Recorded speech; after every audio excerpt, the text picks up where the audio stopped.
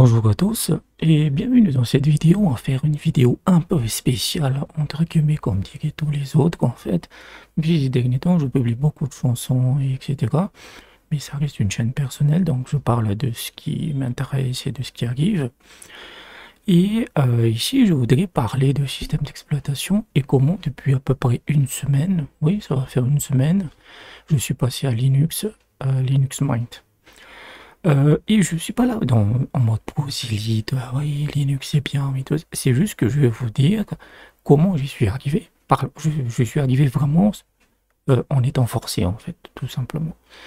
Et que j'ai vu aussi l'horizon de Microsoft et de Windows qui est vraiment merdique. Donc, il y a quelques mois, en fait, il y a un ami qui, petite, petite introduction sur mon système. Moi, je suis un prolo, donc mon PC, il date de plus de 10 ans maintenant. Voilà, il traînasse, comme dirait l'autre. Et dessus, il y avait Windows 7. Je pense même que je suis passé très très tard à Windows 7. Avant, j'avais Windows XP, qui sont d'excellents systèmes. Je veux dire, Windows XP a été l'un des meilleurs systèmes les plus stables qui existent après Windows 7 et a été aussi excellent, excellent. Et Windows 7, je l'ai utilisé jusqu'à aujourd'hui en 2024, alors qu'il n'était plus mis à jour depuis 2020. C'est juste que peut-être que mon système aurait supporté Windows 10, mais Windows 10 a été imposé comme un malware. Moi, je me souviens très bien de cette période. Ça a été lancé quand 2010, 2017 ou 2015. Je pense que c'est 2015 de Windows 10. Je veux dire, il a été imposé comme un malware, les mises à jour étaient automatiques forcées, ça a été la merde. Et dès cette époque, je me dis, moi, je passerai pas Windows parce que c'était catastrophique, etc. Et je suis resté sur mon Windows 7 jusqu'en 2024, alors qu'il n'y avait plus aucune mise à jour. Et ça pose de vrais soucis. Donc voilà à peu près ma situation. Donc un vieux PC, Windows 7, et on traîne. On essaie de tirer autant qu'on peut. Et ensuite, il y a un mois ou deux, en fait, il y a un ami en fait qui voulait se former à l'ordinateur. Il voulait se former à la bureautique parce qu'il est en recherche d'emploi et il n'avait jamais touché un PC de sa vie. Voilà, parfois ça arrive, il y a des gens qui prennent des parcours de vie différents et vraiment le mec était vraiment débutant, hein, je veux dire, même le clavier, la souris, il savait rien faire. Donc je me suis mis à lui donner des bases de bureautique, etc. Comme il cherche, donc je lui ai appris, voilà, Word, Excel, sauf que même sur Windows, en fait, la plupart de mes logiciels étaient open source, donc moi je n'utilise pas Microsoft Office, j'utilise LibreOffice en fait. Donc je lui apprenais en disant que c'est quasiment pareil, les options sont pareilles, les raccourcis sont pareils, etc. Et comme il cherche du boulot dans tout ce qui est gestion de stock, magasinier, etc., bah, il faut, en plus de la bureautique de base, les tableaux, etc., sur Excel, il faut aussi pouvoir, en tout cas, manipuler les logiciels de gestion, les progiciels.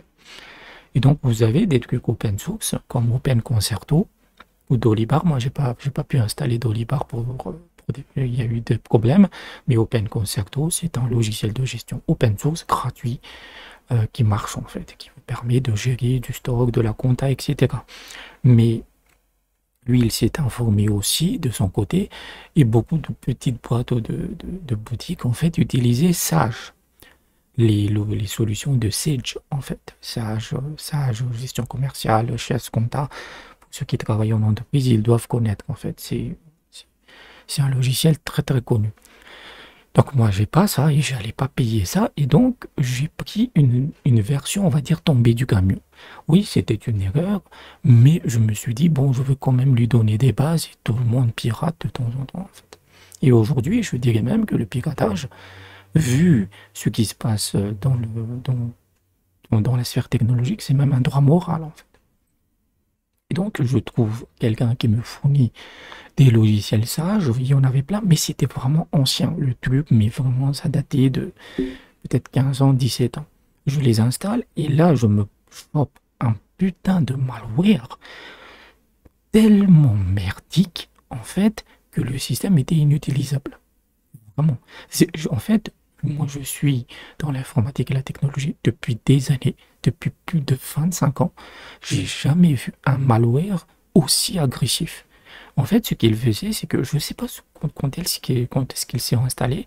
Je pense que c'était un truc de crack ou de keygen qu'il a déclenché. Et en gros, il a infecté toutes les applications. Il a d'abord infecté toutes les applications ici.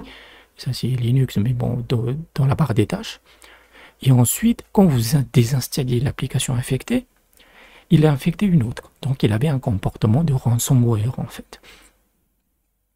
Et il a ajouté, en fait, vous pouviez le détecter parce qu'il a ajouté un V au nom de l'application. Par exemple, Chrome, il devenait V Chrome exe.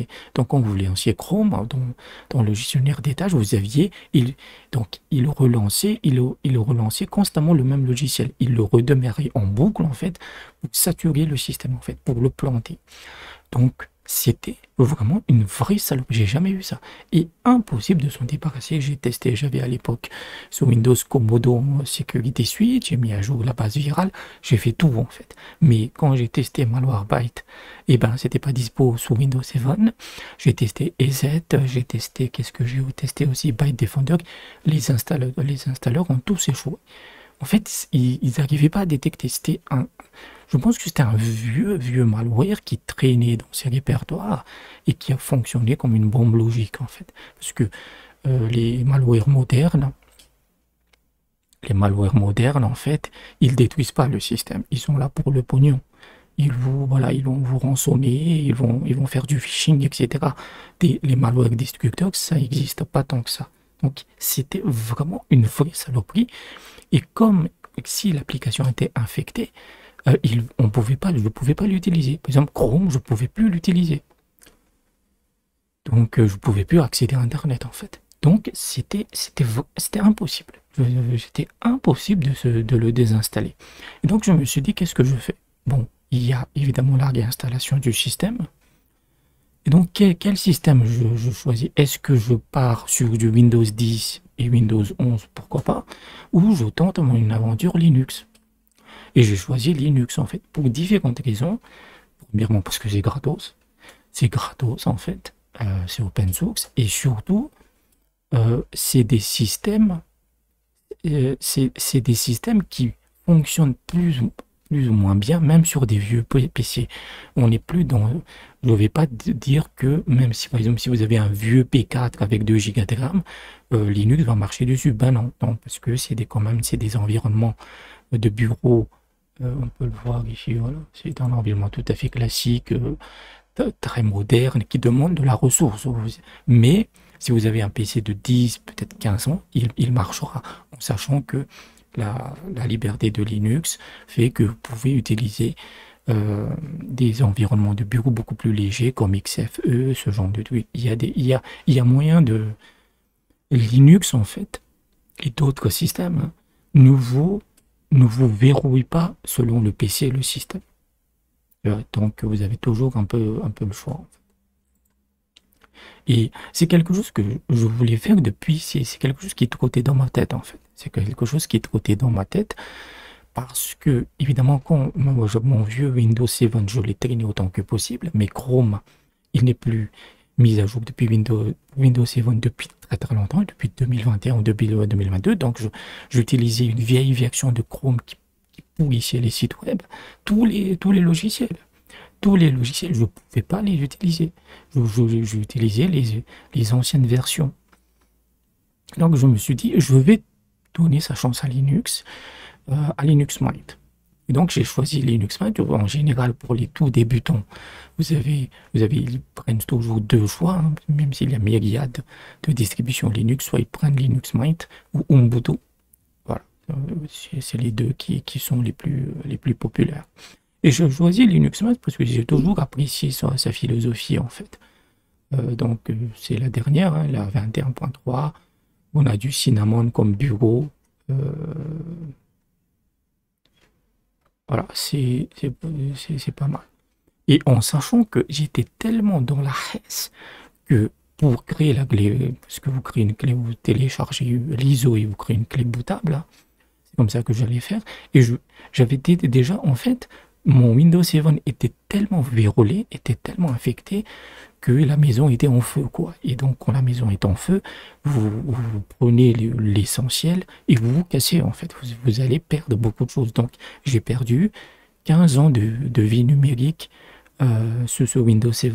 Parce que j'ai juste sauvegardé ce que j'ai pu, des répertoires dans le bureau, des trucs un peu, voilà, que, qui me sont utiles au quotidien, mais j'ai perdu la totalité de mes fichiers, de mes dossiers. Je sais que j'aurais pu récupérer telle ou telle chose, mais j'en avais juste marre. Le truc était, on est vraiment dans la corruption biologique, c'est-à-dire que quand vous avez ce type d'infection, c'est comme si vous aviez un virus qui veut vous buter, en fait, littéralement.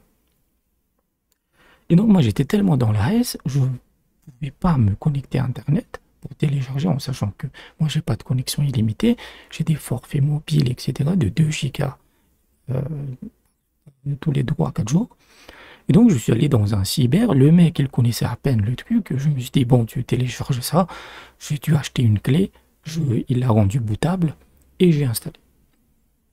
Alors, euh, c'est juste une expérience personnelle, en fait, que je viens de vous dire. Parce qu'il y a un adage sous Linux, c'est que Linux, tu l'installes en 10 minutes et tu passes 6 mois pour le configurer. Et en fait, c'est plus vrai. C'est plus tout à fait vrai parce que vous allez en chier pour l'installation. Parce que ce qui se passe, c'est que, bon, Windows était mort pour moi, mais j'avais mon système de partition. Mon disque dur, il est partitionné, vous avez plein de quelques partitions. Et je me suis dit, je vais garder les partitions. Parce que j'avais au moins une partition où j'avais justement sauvegardé les dossiers fichiers importants, mais j'avais aussi sauvegardé ça sur un disque dur externe.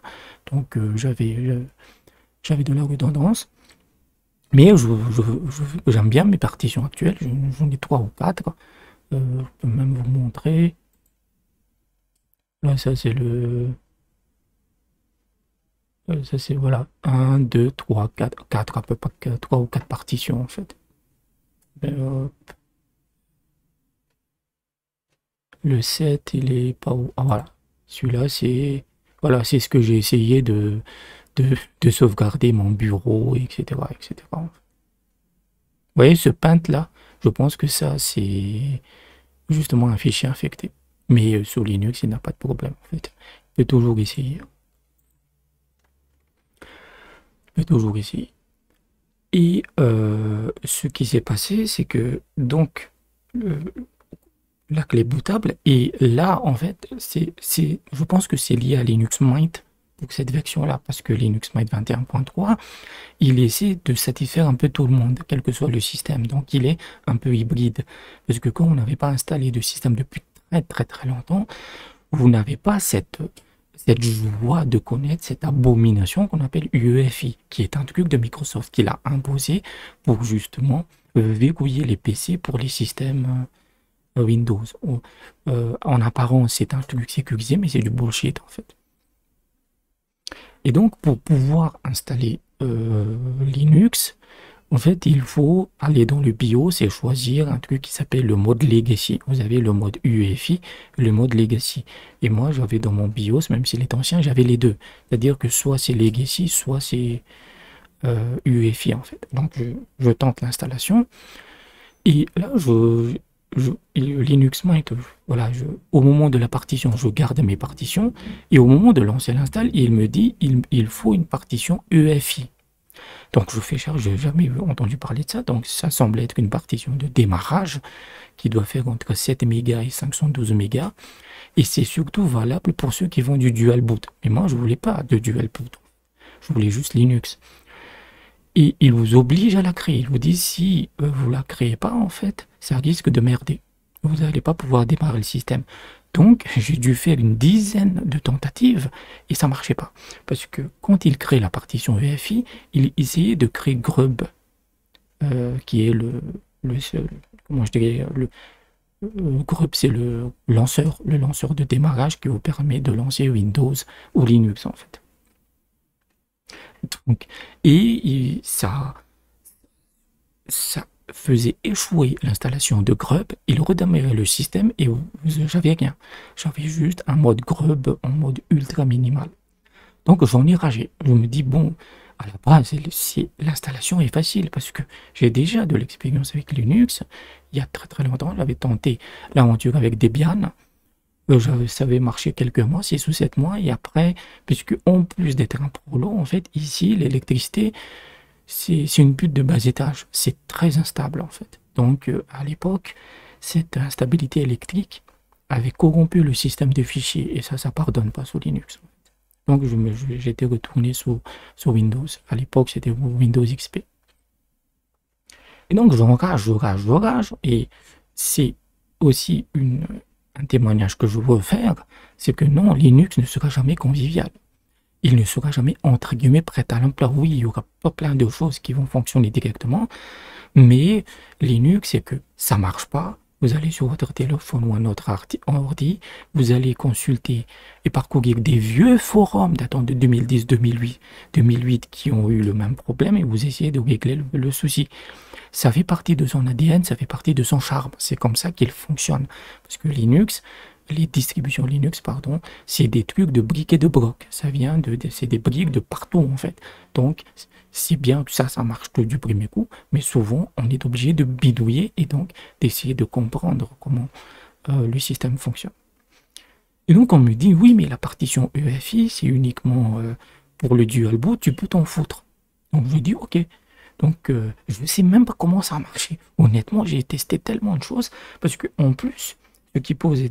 Donc, j'ai testé sur la partition EFI, et comme j'avais des partitions différentes, en fait, je me suis dit, je vais mettre les différents répertoires dans les différentes partitions pour optimiser l'espace, genre le Home. Donc, dans Linux, vous avez le répertoire Home, qui est votre répertoire principal. Je vais le mettre sur une autre partition. Le répertoire var, je vais le mettre dans une... etc. Et ça, il n'aimait pas du tout. Je pense que ça, il n'aimait pas vraiment, ça a échoué à chaque fois. Donc je me suis dit à la fin, je lui ai dit fuck it, je vais garder le système de partition. Je pense que je n'ai pas mis la partition UEFI, je pense que je ne l'ai pas mis, et j'ai juste mis l'installation par défaut. J'ai juste dit, bon, voilà, tu as cette partition, tu mets le point de montage racine, hein, le slash, dessus. Voilà, et j'ai rien créé d'autre en fait, j'ai pas touché aux autres trucs. Et ça a marché. Voilà, le système s'est installé et après voilà, il faut les mises à jour, il faut les mises à jour des pilotes pour prendre en charge la carte graphique. Il a réussi, il a trouvé des pilotes Nvidia et ça a marché en fait. Donc c'est pas évident, mais tout ce que j'avais sous Linux, tout ce que j'avais sous Windows, pardon, je les ai retrouvés plus ou moins. Maintenant, on peut dire, mais pourquoi t'as pas pris Windows 10 ou Windows 11? Bon, Windows 10, oui, j'aurais pu. Je pense que ça aurait pu marcher parce que certains disaient que c'est un truc très optimisé. Mais Windows 10 arrive en fin de vie l'année prochaine, 2025. Et donc, ça voudrait dire aussi qu'il va imposer constamment Windows 11. Et dans Windows 11, ce qui m'a vraiment découragé, c'est évidemment Microsoft Recall. Même si j'ai vu qu'ils avaient dit que oui, on va retarder le lancement de cette merde, c'est une abomination, mais ils vont l'imposer. Ils vont l'imposer. Tous les business aujourd'hui, des GAFAM, des grosses boîtes, se basent sur l'exploitation des données personnelles pour aller entraîner leurs IA, et les IA, ils vont les vendre à d'autres grosses boîtes. C'est comme ça que ça marche, en fait. Donc Recall, en fait, oui, Recall, là, ils vous disent dans les yeux qu'on va transformer votre système en spyware, comme un logiciel espion. Grosso modo, qu'est-ce que ça fait? C'est une espèce de... Ça vous permet de retrouver rapidement des choses que vous aviez fait, et ça prend une capture d'écran de votre système, de tout ce que vous faites, hein, toutes les 5 secondes, et les enregistre. Comme ça, vous pouvez rapidement retrouver vos fichiers, vos données, ce que vous aviez fait il y a une semaine, 2 semaines, etc. Évidemment, au début, ils ont dit non, mais c'est une option facultative, vous inquiétez pas, et ça va rester en local. Mais non, quel en est l'intérêt? L'utilisateur n'a pas demandé ça. Et comme Windows 11 est un système très connecté au serveur de Microsoft, évidemment que toutes ces données, en fait, c'est un spyware, c'est comme un keylogger, en fait. qui va enregistrer tout ce que vous faites, les informations de carte de crédit, les sites que vous visitez, la totalité des textes que vous écrivez, ça va entraîner leurs IA, et leurs IA deviendront plus puissantes et pour vous enculer. Donc ça, quand j'ai vu ça, c'est insane. Et le pire dans cette histoire, c'est que même s'ils ont rétro-pédalé, vous avez toujours des gens qui justifient. Oui, mais ça va être cool. Oui, mais on pourra désactiver, etc. Il y en a marre, en fait. C'est le principe même qui compte. Non, juste non. Déjà que sous Windows 10, c'était de la grosse chiasse, ça peut pas marcher. On ne peut pas accepter ça. Donc ça m'a vraiment découragé. Donc voilà pourquoi donc ça fait une semaine. Après, si vraiment il y a un truc qui merde, parce que sur Linux, il faut faire attention. Il y a des fichiers système qui posent vraiment poser de problèmes. Mais sinon, peut-être que je sais pas. Je sais pas si je retourner sur Windows 10, Windows 11, je pense que c'est hors de question. Je pense pas. Et surtout, mon PC, j'aimerais bien le traîner un peu. Donc, on verra. Mais pour le moment, ça marche bien. J'ai retrouvé tous les logiciels. Donc, il y a aussi ce problème-là. C'est que quel logiciel va vous manquer quand vous passez à Linux. Donc, moi, je parle de mes besoins personnels. Voilà. Et donc, pour la bureautique, pour le mec en question, ben, là, vous avez tous les libres aussi. En fait, c'est installé directement quand vous installez Linux Mint. Donc, vous avez Writer, Word, Excel, etc. La bureautique, elle est là. Pour le navigateur, ben, c'est Chrome. Même si Chrome, c'est Linux, souvent c'est de la magie noire. Parce que j'ai installé Chrome. Il y a une chose que je vous déconseille quand vous utilisez Linux Mint ou Ubuntu, c'est d'éviter d'utiliser Flatpak. Flatpak, c'est un système de gestionnaire de paquets qui considère qu'il va toujours prendre la dernière version du logiciel. Mais ça peut vraiment foutre la merde. Installez-le à l'ancienne via un paquet Debian ou autre en fait. Parce que j'ai installé Chrome, je le lance, s'il ne lance pas. Je le lance sur l'équivalent des gestionnaires des tâches et je vois plein de reports de crash, mais sans me donner d'explication en fait. Je redémarre le système, Chrome se lance. Donc voilà, c'est souvent de la magie noire Linux. Donc Chrome est dispo. Voilà, Chrome est dispo et j'ai la dernière version de Chrome. Maintenant, pour mes vidéos, bah, j'utilise OBS. Évidemment, OBS est dispo en open source. Ok. Qu'est-ce que j'utilise aussi? Parfois, je fais pour les chansons. J'utilise Shotcut, qui est un logiciel de montage vidéo open source. Donc, qui est très bien, qui est simple, hein. Mais il est très bien. Oui, gestion vous avez des pistes illimitées, vous pouvez faire plein de filtres, etc. C'est assez léger comparé au OpenShot.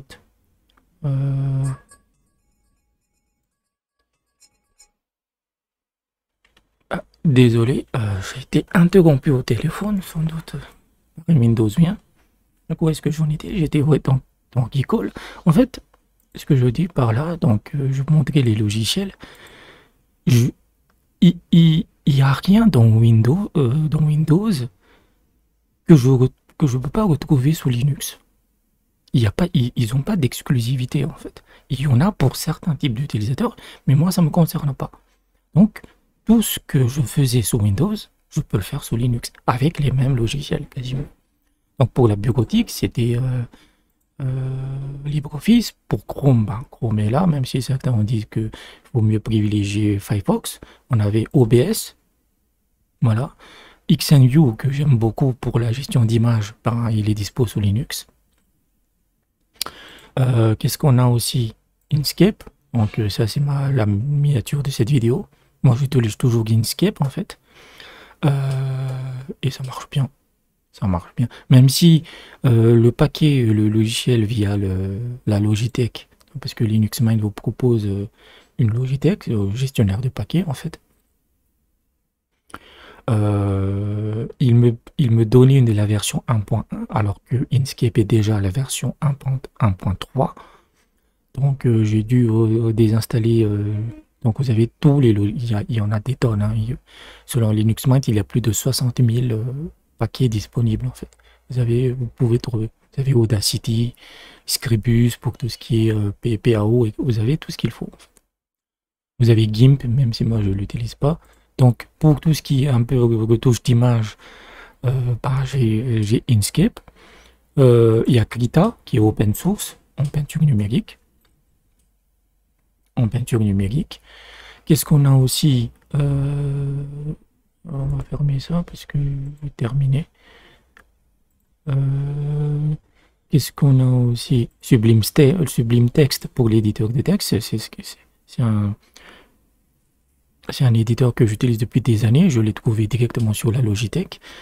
Après, parfois, il demande de s'enregistrer, mais c'est version illimitée d'utilisation, donc vous pouvez vous en foutre. Là, c'est Flamshot, c'est parce que j'utilise. Vous n'avez pas l'équivalent de comment il s'appelle, PicPic, qui est un logiciel de capture d'écran ou de Greenshot. Donc ça, c'est c'est Flamshot. C'est Flamshot configuration et ça marche plutôt bien. Ça, en tout cas, c'est ça me convient parfaitement en fait. On va supprimer ça. J'utilise aussi CoopIQ, donc gestionnaire de papier, qui est très puissant, qui est très bien. Il est aussi disponible sur Linux. Redshift, qui est l'équivalent de Flux, pour tout ce qui est luminosité, ça vous évite de fatiguer l'écran, même si certains disent que c'est pas important. Donc, il n'y a rien qui me manque en fait. Il n'y a rien qui me manque. Maintenant, pour ceux, il ne faut pas oublier, en fait, le gros problème avec Microsoft, c'est qu'il n'a pas changé. Il n'a jamais changé en fait. Il a fait semblant de croire. L'écran qui pose problème, c'est l'instabilité électrique qui n'a jamais cessé. Donc à une époque, il ne faut pas oublier, hein, Microsoft disait que Linux, c'était un cancer en fait. Et c'était cette mentalité prédatrice de merde, ils ne l'ont jamais changé. Ils sont toujours comme ça en fait. Que ce soit avec Rico et autres, ils vous traitent comme de la merde. Et j'aime bien les vidéos de Louis Rossmann, qui est un activiste sur tout ce qui est le droit de réparer. Et il dit en fait, on est dans une société, comme dirait l'autre, où plus tu payes, plus tu t'es traité comme de la merde. Tu vois, il parlait des films, etc. Mais c'est comme ça. Alors que, par exemple, un film, si tu veux de la 4K, tu payes plus. Si tu vas en voyage, tu peux pas accéder à ton film en streaming. Alors que si tu pirates le même film, tu as de la 4K, tu peux le télécharger comme tu veux, tu peux le lancer comme tu veux, il n'y a pas de problème en fait. Tu vois, donc, Microsoft est resté toujours une saloperie. Et comme aujourd'hui vous avez toute cette bullshit autour de l'IA, en fait, tout le monde pète un câble. Maintenant, il est évident que vous n'aurez pas Adobe. Vous n'aurez pas les logiciels graphiques, en fait. Ça n'arrivera pas. Et donc, on a vu, donc, après Microsoft Agricole, vous avez Adobe qui fout la merde. Mais moi, je n'utilisais pas les logiciels Adobe. Grosso modo, ils ont mis à jour leur licence d'utilisation. Et ils ont dit que tout ce que vous publiez sur le cloud d'Adobe, en fait, pourrait être utilisé pour entraîner l'IA. Voilà, c'est-à-dire que c'est vraiment une enculade magistrale. Voilà. Et après, ils ont dit de couper oui, mais vous gardez toujours la paternité, etc. Et en sachant que Adobe Stock, qui est donc le site de photos d'Adobe, quand l'IA a commencé à arriver en 2023, il y a des créateurs, en fait, qui publient, qui créent des images, des illustrations, des vecteurs, etc. sur Adobe Stock. Ensuite, les utilisateurs d'Adobe peuvent les acheter ou les louer. Et ensuite, les créateurs recevaient des royalties. Et ce qui s'est passé, c'était l'année dernière, Adobe a déjà fait ça l'année dernière, c'est qu'ils ont changé légèrement la licence d'utilisation en disant que nous pouvons utiliser les images publiées sur Adobe Stock pour entraîner notre IA. Et ensuite, quand l'IA est devenue suffisamment sophistiquée, l'IA a remplacé les images qu'elle créait par celles des créateurs. L'été, c'était les mêmes images. Donc, notre IA est comme la pluie. On va utiliser votre travail pour l'entraîner. Et une fois qu'elle sera entraînée, on se débarrasse de vous. Donc, voilà. Donc, vous n'aurez pas, sur Linux, il n'y a pas d'équivalent sur Adobe. Vous avez GIMP, qu'il est, parce que son interface n'a pas changé. Comme ça, vous avez par exemple des filtres, un filtre qui s'appelle un plugin qui s'appelle PhotoGimp, qui vous donne une espèce d'apparence à la Photoshop. Et beaucoup de gens sont passés sous, sous Affinity Designer, qui est une autre suite avec un paiement unique, c'est 80 ou 90 euros, et vous avez toute la suite en fait. Mais Affinity Designer n'est pas disponible sous Linux, mais vous pouvez le faire via Wine.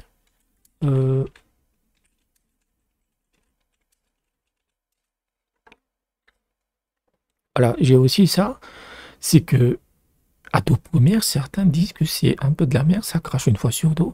DaVinci Resolve, qui est disponible gratuitement, moi je ne l'utilise pas parce que c'est beaucoup trop lourd pour mon système. DaVinci Resolve est disponible nativement pour Linux. C'est disponible nativement pour Linux et vous pouvez l'utiliser pour une utilisation non commerciale de manière illimitée, et c'est un logiciel aussi puissant ou même meilleur qu'Adobe Premiere, et c'est sous Linux. Donc c'est aussi ça en fait, c'est que les GAFAM en fait utilisent le bullshit de l'IA pour justifier une exploitation prédatrice de vos données personnelles. Ils veulent mettre la main sur toutes vos données en fait. Et l'IA arrive sur un plateau. Je dis, moi je suis pas anti-IA en soi. Je dis que voilà, j'en ai fait plein des vidéos comme ça. Mais on se rend compte qu'aujourd'hui, les IA, elles connaissent toute la connaissance de l'humanité. Elles ont ingéré, elles ont avalé toute la connaissance de l'humanité. Et qu'est-ce qu'elles font? Quelle est leur créativité? C'est des perroquets mécaniques. Il n'y a pas une seule phrase créative qu'elles sont capables de faire. Et ça restera comme ça. À moins qu'il y ait une vraie révolution. Mais ça restera comme ça. Mais c'est utilisé comme une excuse. Pour vous enculer. Et pour mettre la main sur vos données. En fait. Donc on avait mis avec Adobe. Le seul truc qui m'avait manqué énormément sous Linux, en fait, c'est un bon lecteur de PDF. Un vrai, parce que sous Windows, vous avez Foxit Reader qui est excellent avec des gestionnaires du signé, c'est une interface très ergonomique. Foxit Reader n'est pas disponible pour Linux, même si son site propose le contraire, c'est devenu un peu un truc de spam. J'ai pas trouvé, donc j'ai utilisé Ocula. Voilà, Ocular, pardon. C'est Ocular en fait. Et ça marche très bien. Ça marche. Il y a des trucs qui manquent, mais pour mes besoins, ça marche. Donc, si vous êtes un gros monteur vidéo et que vous êtes un designer, peut-être que Linux ne vous conviendra pas parce que vous n'aurez pas tous les logiciels. Après, vous avez la solution Macintosh, la solution Apple, mais bon, vu les prix, c'est catastrophique en fait. C'est 2000, 4000 balles minimum. Et en sachant que le Apple a le même problème de logiciels restreints que Linux. En fait, il y a moins de logiciels disponibles sous Apple que sous Linux. Évidemment, vous aurez la suite Adobe en fait. Voilà. Ensuite, vous avez d'autres types d'utilisateurs, par exemple ceux qui jouent énormément aux jeux vidéo. Moi, je ne suis pas un joueur. Je joue de temps en temps. Minecraft ou autre, etc. Donc moi, ça ne me concerne pas. Mais il y a énormément aujourd'hui de jeux sous Linux et Steam de Valve a fait quand même de gros progrès. Parce que quand vous utilisez Steam, en fait, il va faire en sorte d'utiliser l'émulation via un truc qui s'appelle Proton, qui est développé par Valve. On peut voir, en fait. Steam Proton.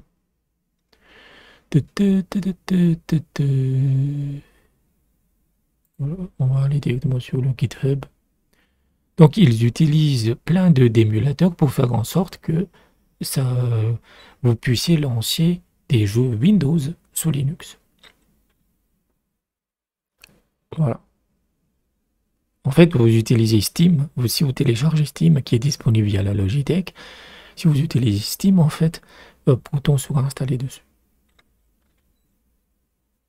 Et il y a des gens qui ont testé, par exemple, il y a des gens qui ont testé Helldiver 2, ou LDever 1, voilà, le LDever qui est un jeu récent, ça marchait sur Linux. Après, la performance ne sera jamais aussi bien que sous Windows. Après, si vous êtes un streamer et que votre métier c'est de jouer constamment à des jeux vidéo, oui, Linux n'est pas fait pour vous. Mais les streamers qui réussissent, c'est peanuts en fait, c'est 300 ou 400 personnes maximum en France. Donc, pour le moment, ça marche. Pour le moment, ça marche. Et on se rend compte, en fait, que cette mentalité de merde, cette mentalité prédatrice, on le voit même dans l'open source, avec ce qui se passe actuellement avec Stable Diffusion. Stable Diffusion, hein, moi qui suis un grand partisan, puisque c'est de l'open source. La seule raison pour laquelle j'ai promu Stable Diffusion, c'est open source. Et donc, ils ont lancé le Stable Diffusion 3, qui est une version minime, donc c'est la version médium, et la licence coûte 20 $ pour ceux qui ont moins d'1 million d'utilisateurs, moins de 1 million de dollars de chiffre. Le truc, c'est du bullshit. C'est vraiment du bullshit. Et en fait, ils disent que, par exemple, Stable Diffusion n'a jamais été un bon modèle.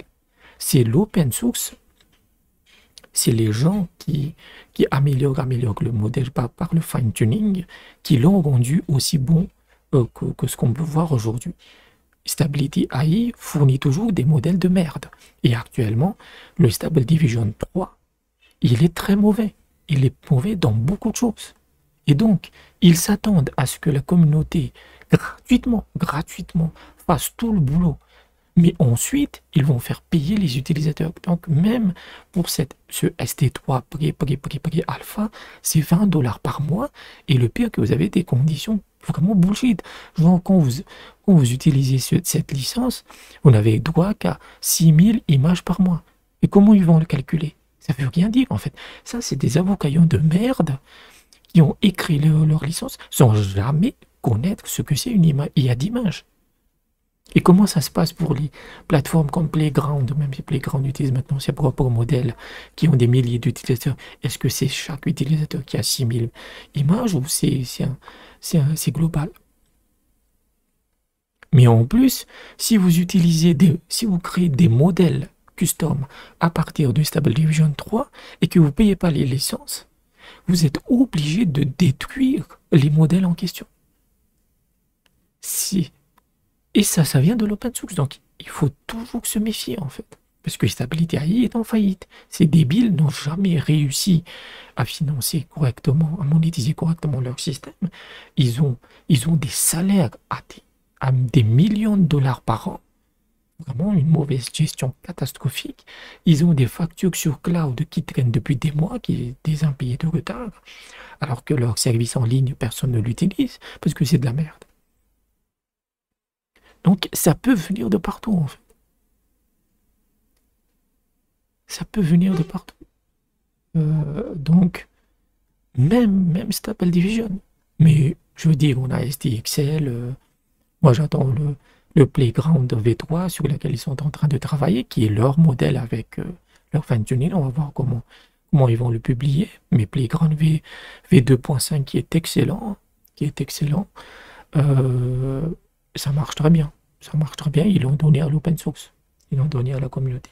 Donc voilà à peu près mon expérience de Linux. Pour moi, il n'y a pas trop de problème en fait. Je peux écrire comme je veux. Je peux utiliser comme je veux. Je peux télécharger comme je veux. Mais c'est pas totalement parfait. Et l'aspect bidouille où vous avez un problème de configuration, etc., ça fait partie de son charme. Et c'est livré avec le package, en fait. C'est une autre manière de voir l'informatique, de comprendre un peu ce qui se passe sous le capot. Et parfois, moi, j'aime bien ça. J'aime bien ça, même si je veux aussi que des solutions prêtes à l'emploi existent. Par exemple, vous avez CC Cleaner. CC Cleaner que beaucoup de gens utilisent sur Windows. Vous avez des équivalents sur Linux. Il y en a un qui s'appelle Bleach. BleachByte ou BeachByte, quelque chose comme ça. Et il y a des gens, non, il faut jamais utiliser ce truc-là parce que ça peut supprimer des fichiers système, etc. D'autres disent que, mais non, ça peut pas supprimer des fichiers système, c'est qu'il faut un accès route, patati patata. Donc, ça implique que on peut pas juste cliquer sur un bouton et le truc va se faire par magie. C'est pas comme ça, en fait. Il faut réfléchir, il faut s'informer. et après essayer de voir ce qu'on peut faire ou non. Mais pour mes besoins, Linux Mint satisfait absolument tout.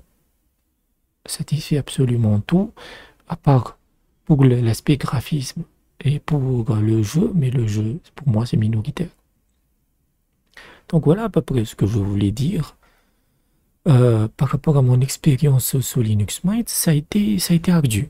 Ça a été ardu, le malware a été un vrai réveil, en fait. C'était un réveil, un signe du destin, en disant que non, tu traînes tôt sous Windows 7, il faut que tu bascules. Il faut que tu bascules. Et surtout, quand vous regardez l'horizon vers lequel vous emmène Microsoft, il n'y a rien. Qu'est-ce qu'il vous propose de nouveau? Il n'y a rien, en fait. Windows 10, ça va se terminer l'année prochaine. Ensuite, Windows 11, pour moi, ça va être une vraie merde. Et vous allez de plus en plus sacrifier votre vie privée, vos données personnelles, et ce sera inutilisable. Et c'est une tendance, hein. C'est une tendance. Moi, il y a plein de vidéos comme ça qui sortent, qui passent à Linux. Certains sont déçus, certains sont ravis, etc. Et c'est bien. C'est bien. Moi, je ne pense pas à un mouvement de masse, hein, parce que 99% des gens, ils utiliseront Windows quoi qu'il arrive. C'est comme ça. Je dis même des gens un peu sérieux qui s'y connaissent un peu en informatique. Moi, j'ai halluciné de voir que le nom même de Linux, ils ne le connaissaient pas. Voilà ce qu'a réussi la propagande de Microsoft. Donc, voilà, c'est tout ce que je voulais dire. Je ne sais pas si vous allez passer à Linux, vous allez passer à Windows, ou même FreeBSD, ouais, parce qu'il y a des commentaires. Non, mais Linux, c'est obsolète. Il faut que tu sois un vrai nerd. Il faut que maintenant directement passer à FreeBSD. Donc, voilà. Donc, j'espère que la vidéo vous a plu. N'hésitez pas à laisser un pouce bleu, etc. Et je vous dis peut-être à bientôt.